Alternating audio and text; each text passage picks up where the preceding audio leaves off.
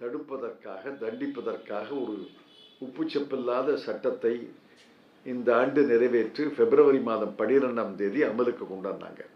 அதுக்கப்புறம் தான் இதெல்லாம் நடக்குது. பிப்ரவரி 12ஆம் தேதி சட்டம் வந்த பிறகுதான் உத்தரப்பிரதேசத்திலே இந்த 2 கேள்வித்தாள்கள் கசிந்திருக்கின்றன. ஆகவே இது பல்லில்லாத சட்டம். இந்த சட்டத்தை வலிமையாக்குவதற்காக இந்த சட்டத்தில் புதிய சட்டத்தை அல்லது இந்த சட்டத்தை திருத்தி 2 ஷரத்துக்களை சேர்க்கப் போகிறோம். ஒன்று, இந்த குற்றவாளிகளை விரைவிலே தண்டிப்பதற்கு ஃபாஸ்ட் ட்ராக் கோர்ட், விரைந்து செயல்படக்கூடிய நீதிமன்றங்களுக்கு இந்த குற்றங்கள் அனுப்பப்படும், குற்றவாளிகள் அனுப்பப்படுவார்கள்.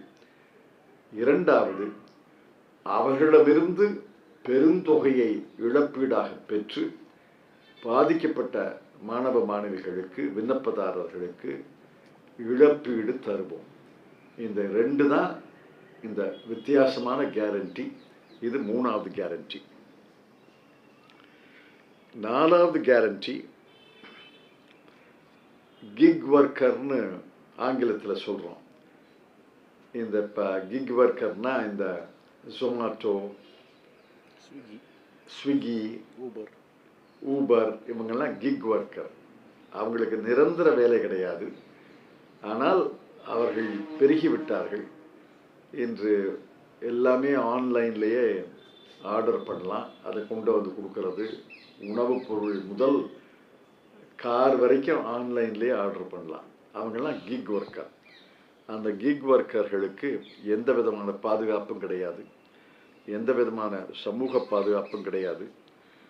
அவர்களுக்காக ஒரு சட்டத்தை நிறைவேற்றி அந்த கிக் ஒர்க்கர்களுக்கு ஒரு சமுதாய பாதுகாப்பு, சட்ட பாதுகாப்பு கொடுப்போம். இது பல லட்சம் பேர் இருக்காங்க இந்தியாவில். கணக்கே யாருக்குன்னா சரியா தெரியாது. பல லட்சம் பேர் இருக்காங்க, எல்லா துறையிலையும் இருக்காங்க. இந்த பல லட்சம் பேருக்கு ஒரு சமுதாய பாதுகாப்புக்காக 4வது கேரண்டி. 5வது கேரண்டி ஸ்டார்ட் அப்னு சொல்கிறோம். புதிய தொழில்களை இளைஞர்கள் தொடங்குகிறார்கள். அதில் 10 தொழில் தொடங்கினா 4 நலிவடையும்.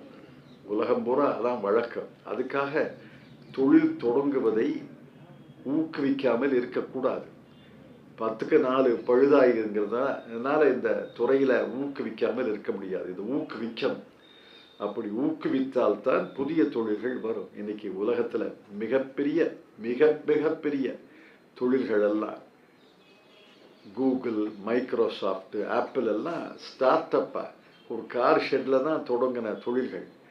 கார் ஷெட்டில் தொடங்கின தொழில்கள் தான் இந்த உலகத்தினுடைய 3 பெரிய நிறுவனங்கள்.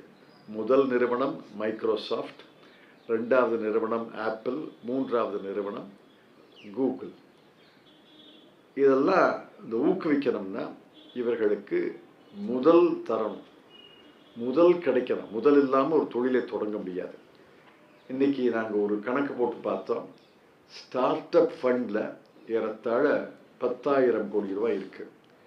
அதில் பாதிக்கு பாதி 5,000 கோடி ரூபாயை 5,000 கோடி ரூபாயை பெரிய தொழில்களுக்கு கொடுக்கலாம், அல்லது நிலைத்த தொழில்களுக்கு கொடுக்கலாம். அதனால் 5,000 கோடி இளைஞர்களுக்கு முதலாக ஒரு ஸ்டார்ட் அப் பிஸ்னஸையோ அல்லது தொழிலையோ தொடங்குபவருக்கு இந்த 5,000 கோடி ரூபாயை பிரித்து தரணும். இந்தியாவில் ஒரு நாடாளுமன்ற தொகுதிக்கு 10 கோடி என்று வைத்தால் 543 நாடாளுமன்ற தொகுதிகள் இருக்கின்றன.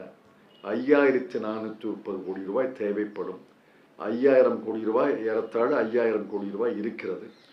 ஆகவே எங்கள் தலைமையிலே ஆட்சி அமைந்தால் ஒவ்வொரு நாடாளுமன்ற தொகுதியிலேயும் அந்த தொகுதியிலே உள்ள இளைஞர்கள் புதிய தொழில்களை தொடங்குவதற்கு, ஸ்டார்ட் அப் தொழில் தொடங்குவதற்கு 10 கோடி வரை பல பேருக்கு பிரித்து கொடுப்போம். அப்படின்னா ரிசர்வ்டு தொகுதியில் தலித் மக்கள் இருப்பார்கள், பல தொகுதிகளில் சிறுபான்மை மக்களுக்கு கிடைக்கும், பல தொகுதிகளில் பின்தங்கிய மக்களுக்கு கிடைக்கும், பல தொகுதிகளில் மலைவாழ் மக்களுக்கு கிடைக்கும். இப்போ வங்கி கடனெல்லாம் மேட்டுக்குடிக்கு தான் போகுது. தலித் இளைஞர்கள், பின்தங்கிய சமுதாயத்தை சார்ந்த இளைஞர்கள், மலைவாழ் இளைஞர்கள், சிறுபான்மை இளைஞர்களுக்கெல்லாம் கிடைக்கிறது கிடையாது. ஒரு நாடாளுமன்ற தொகுதிக்கு 10 கோடி என்று வைத்தால் அந்த நாடாளுமன்ற தொகுதியில் இருக்கிற இளைஞர்களுக்கு இது கிடைக்கும். இது 5வது கேரண்டி. நீங்கள் தைரியமாக தொழில் தொடங்க நாங்கள் முதலிலே பங்களிப்பு தருகிறோம் என்பது 5வது கேரண்டி. இந்த 5 கேரண்டியை காங்கிரஸ் கட்சி தலைவர்கள் அறிவித்திருக்கிறார்கள். தேர்தல் அறிக்கையிலே இந்த 5 கேரண்டிகள் இடம்பெறும். இதை வைத்து தேர்தலிலே பிரச்சாரம் செய்வோம். இளைஞர்கள், இந்த நாட்டு இளைஞர்கள் இன்னைக்கு வேலை வாய்ப்பு இன்மை இந்தியா பூரா பார்த்தீங்கன்னா 8% அரசு புள்ளி விவரம் சொல்லுது. 8% எல்லாம் குறைச்சி சொல்றது. பட்டதாரிகள் மத்தியிலே வேலை இன்மை என்பது 42%.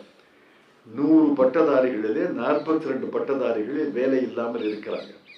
அந்த அளவுக்கு வேலையின்மை என்ற கொடுமை தாண்டவம் ஆடுகிறது. அதை குறைச்சு அரசு தவறான புள்ளி விவரங்களை தந்து ஏமாத்தலாமே ஒழிய, ஆனால் வேலையின்மை என்பது மிகப்பெரிய கொடுமை. எங்க போனாலும் எனக்கு பிள்ளைக்கு வேலை வாங்கித்தாங்க, பொண்ணுக்கு வேலை வாங்கித்தாங்க. வேலையின்மை மிகப்பெரிய கொடுமை. அதை பற்றியெல்லாம் பிரதமர் மோடி அவர்கள் பேசுவது கிடையாது. தமிழ்நாட்டுக்கு ஒரு வாரத்துக்கு ஒரு தடவை வர்றாரு. ஒரு வாரத்துக்கு ஒரு தடவை வர்றது வேலையின்மையை பற்றி பேசுகிறோமில்ல, விலைவாசி உயர்வை பற்றி பேசுகிறோமில்ல, அதை பற்றியெல்லாம் பேசுறது கிடையாது. அவர் இத்தனை 7,000 கோடிக்கு நான் அடிக்கல் நாட்டினேன், 10,000 கோடிக்கு அடிக்கல் நாட்டினேன்னு கணக்கு சொல்லிட்டு போனாரே ஒழிய அதை கூட்டுத்தொகையை பார்த்தா தான் தெரியும். அதனால் நாங்கள் 5 கேரண்டிகளை தந்திருக்கிறோம். இளைஞர்கள் தங்களுடைய எதிர்காலம், தங்களுடைய குடும்பத்தினுடைய எதிர்காலம், தங்களுடைய உயர்வுக்காக இந்த 5 கேரண்டிகளை நிறைவேற்றக்கூடிய ஒரே கட்சி காங்கிரஸ் கட்சி என்று உணர்ந்து எங்களுக்கு ஆதரவு தர வேண்டும் என்று கேட்டுக்கொள்ளப் போகிறோம். நன்றி. கேஸ் விலை வந்து 100 ரூபாய் குறைச்சிருக்காங்க. தேர்தல் நெருங்க இன்னும் குறைப்பாங்க. அவர் பதவிக்கு வர்றதுக்கு முன்னாடி என்ன சொன்னாரு? பெட்ரோல் 50 ரூபாய், டீசல் 40 ரூபாய்ன்னு சொன்னார். குறைச்சிருக்காங்களா? ஒவ்வொரு இந்தியனுடைய வங்கி கணக்கிலையும் 15 லட்சம் ரூபாய் போட்டிருக்காங்களா? தேர்தலுக்கு 100 ரூபாய் குறைப்பாங்க. தேர்தலுக்கு பிறகு கூட்ட மாட்டோம்னு சொல்லட்டும். தேர்தலுக்காக குறைக்கிற, சரி வேண்டாம்னு சொல்லலை, மக்களுக்கு பயன். தேர்தலிலே நான் வென்று மீண்டும் ஆட்சி அமைத்தால் இந்த 100 ரூபாய் குறைத்ததை கூட்ட மாட்டேன்னு சொல்லட்டும். மோடி 5 தடவை தமிழ்நாட்டுக்கு வந்துட்டாரு. தமிழ்நாட்டை மட்டும் இந்தியாவில் அதிகமான பார்வையில் அவர் வச்சிருக்க காரணம் என்ன? அப்படி இல்லை, எல்லா ஊருக்கும் போவார். அந்த ஊரில் முதலமைச்சரை சாடுவார். இப்போ ஒரிசாவில் போய் நவீன் பட்நாயக்க 3 மாதத்துக்கு முன்னாடி சாடினார். மோசமான கட்சி, மோசமான அரசுன்னு சொன்னார். மகாராஷ்டிராவில் போன வருஷம் அஜித் பவாரை குறிவைத்து குறிப்பாக பேசினார். உலக பெரிய ஊழல் மந்திரிகள் இந்த மகாராஷ்டிராவில் இருக்காங்கன்னு சொன்னார். அங்கே போய் சாடுவார். அப்புறம் 3 மாதங்கள் கழித்து கூட்டணி வைத்துக் கொள்வார்கள். தமிழ்நாட்டை மட்டும் குறிவைக்கிறாங்கன்னு நினைக்கிறேங்க. நம்ம பார்வையில் அப்படி தெரியுது. ஆனால் எல்லா பாரதிய ஜனதா கட்சி அல்லாத எல்லா மாநிலங்களுக்கும் சென்று அவர்களை சாடுவது தான் அவருடைய வழக்கம். தமிழகத்தில் வந்து காங்கிரஸ் திமுகவோட தொகுதி பங்கீடு இல்லை, அதெல்லாம் வேண்டாம். விஷயத்தை கொள்கை விளைவில் பேசுவோம். ஸ்டேட் பேங்க் தேர்தல் பத்திரம் பாரதிய ஜனதா அரசு இந்த டிராமா எப்படி மக்களுக்கு புரியும். பத்திரிகைகளுக்காரர்கள் தான் அதை ஒழுங்காக எழுதுறதில்லை. ஒன்றும் பெரிய விஷயம் இல்லை. 21,000 சொச்சம் பத்திரங்கள் விற்கப்பட்டிருக்கின்றன. ஒவ்வொரு பத்திரத்துக்கும் ஒரு எண் இருக்கிறது, ஒரு நம்பர் இருக்கிறது. இப்போ ஆதார் எண் மாதிரி ஒவ்வொரு பத்திரத்துக்கும் ஒரு ஆதார் எண் இருக்கிறது. அந்த பத்திரத்தை யார் வாங்கினாங்கன்னு பாரத ஸ்டேட் வங்கிக்கு தெரியும். அந்த பத்திரம் கடைசியில் யாரால் மாற்றி ரொக்கம் எடுக்கப்பட்டது என்பதும் பாரதிய ஸ்டேட் வங்கிக்கு தெரியும். ஏன்னா பாரதிய ஸ்டேட் வங்கி, ஸ்டேட் பேங்குடைய 10 கிளைகளில் தான் பத்திரம் வாங்கலாம், பத்திரத்தை மாற்றலாம். அது ஒன்றும் 10,000, 15,000, 50,000 கிளைகள் அல்ல. எல்லா பேங்க்கும் இல்லை. ஒரே பேங்க்கு 10 கிளைகள். அதனால ஒவ்வொரு பத்திரமும் நான் வாங்கினேன்னு யாருன்னு பேரை சொல்ல முடியும். யாருக்கு கொடுத்ததோ அவங்க தானே மாற்ற முடியும். அந்த அரசியல் கட்சி மாற்றினதும் அவங்க கணக்கு இருக்கு. யார் வாங்கினாங்க, யார் அந்த நம்பர் பத்திரத்தை மாற்றினாங்க, இதை சொல்றதுக்கு 24 மணி நேரம் ஆகும். இதை சொல்றதுக்கு எனக்கு 4 மாசம் ஆகும்னா ஸ்டேட் வங்கி சொல்லிச்சுன்னா இந்தியாவிலே பெரிய வங்கி அப்படின்னு பீற்றுக் கொள்வதிலே அர்த்தம் இருக்கு. நான் சொல்றேன், இன்று இந்த அரசில் இருக்கிற நிதியமைச்சர் ஒரு நாள் விலகட்டும் பதவியில், அல்லது நிதித்துறை செயலாளர் ஒரு நாள் விலகட்டும். அதுக்கு மாற்றாக ஒரு நிதியமைச்சர், ஒரு நிதித்துறை செயலரை 24 மணி நேரம் போடுவோம். இந்த 24 மணி நேரத்திலேயே ஸ்டேட் வங்கி நாங்கள் ஒரு வாரத்தில் தருகிறோம் என்று உத்தரவு போடுவாங்க. இது என்ன முடியாத காரியம்? இந்த பத்திரத்துக்கு ஒரு நம்பர் இருக்கு, வாங்கினது யாருன்னு தெரியும், அதை மாற்றினது யாருன்னு தெரியும். வாங்கினது என்ன, முதல் காலத்தில் நம்பரை போடணும், 2வது காலத்தில் யார் வாங்கினாங்கன்னு போடணும், 3வது காலத்தில் அந்த பத்திரத்தை யார் மாற்றுறாங்க ரொக்கமாக்குனாங்கன்னு போடணும், 4வது காலத்தில் விடுகதை விடுபற்றும் இல்லை. என்ன பெரிய விடுகதை இது? ஆர்டிகல் 370 விமர்சனம் இதை எவ்வளோ நிறுத்திக்குவோம்.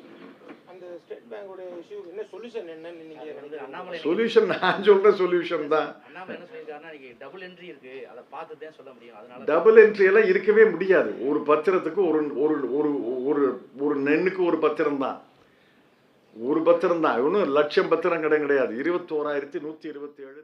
உடனுக்குடன் செய்திகளை தெரிந்து கொள்ள சன் நியூஸ் பெல் ஐகானை கிளிக் பண்ணுங்க.